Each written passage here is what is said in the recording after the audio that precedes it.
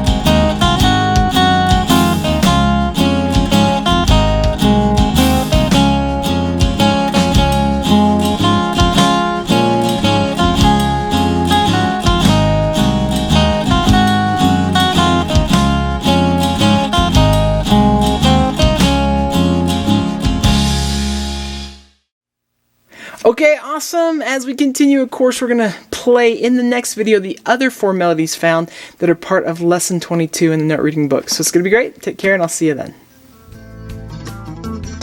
Thanks for watching this video. If you found it helpful, please hit the like button and subscribe to the channel. And be sure to check out more great content.